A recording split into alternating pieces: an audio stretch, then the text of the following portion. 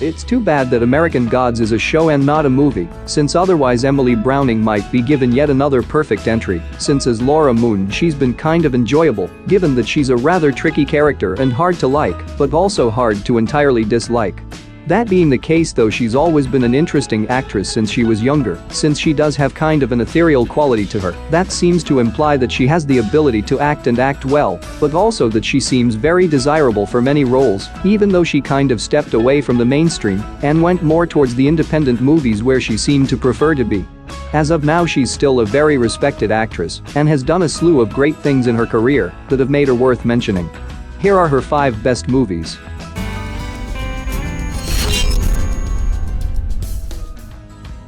Number 5. Ghost Ship. This movie didn't get a whole lot of positive attention, and it's not too hard to see why, since it featured a great ghost story, but with a cast that wasn't quite as well known as some might have liked. Without a doubt, the cast was still impressive since Gabriel Byrne and Karl Urban were still class acts that made this story fun. Emily as the ghostly girl that appeared to Epps was definitely haunting and carried a very definite hint of warning to her that was felt throughout the movie, but beyond the story, a lot of people no doubt thought that there wasn't enough substance to really carry it any further than the big screen. Number 4. Sucker Punch.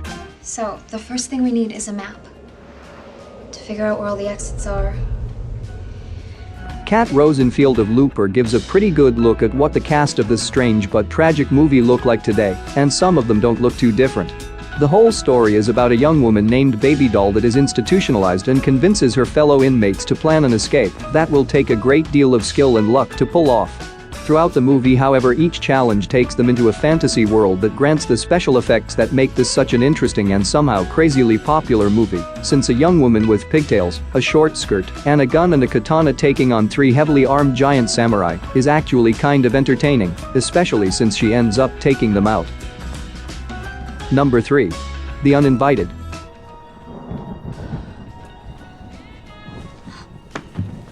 She's been trying to tell me something.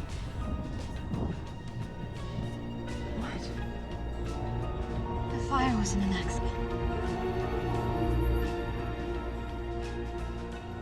It was her. Stephen Farber of The Hollywood Reporter actually claims that this movie doesn't play fair, since it builds up a great deal of suspense leading into the climax and eventual resolution, but then seems to drop the massive twist onto the heads of the viewers in a manner that seems almost like a cold bucket of ice water. If that's the case, then whoever felt this way must have been watching a suspense thriller for the first time, since honestly, this is a formula that tends to work or fail on the strength of the actors a lot of times. The whole story is something that serves as a big jump scare that takes time to build, but then slams a person in the face as surely as if they'd run into a glass wall. Number 2. Lemony Snicket's series of unfortunate events. Act is spelled with a C. It's a suicide note. Why are you checking her spelling? She said her greatest joy in life was grammar. Why is she making all these mistakes? Some people loved this movie, and others didn't care for it all that much. In a way, it almost moved too quickly for its own good and didn't spend a whole lot of time in situations that might have developed a little more, but it could be that it was ahead of its time as a story. That doesn't sound or feel right really, but it is an explanation that might be able to put into words just why it was given a bunch of criticism and wasn't thought to be any greater than it was. The fact that the Netflix version has actually been embraced on a greater scale is evidence that while this movie wasn't horrible, it was somewhat rushed, as it feels. Number 1. Legend. Do you like being a gangster? Biographical crime thrillers such as this are hard to get into at times, since they tend to be a little dry now and again and tend to rely on the actors to make it that interesting. Thankfully, Tom Hardy and Emily Browning are 2 stars that are capable of making people stay seated so that they can pay attention.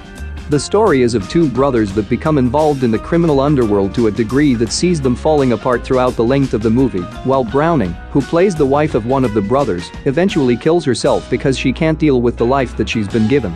For as skilled as an actress as she is, it's kind of surprising that Emily hasn't been seen to really dominate the mainstream in her own way. It might be a personal decision, but it would be great to see her come back for another movie.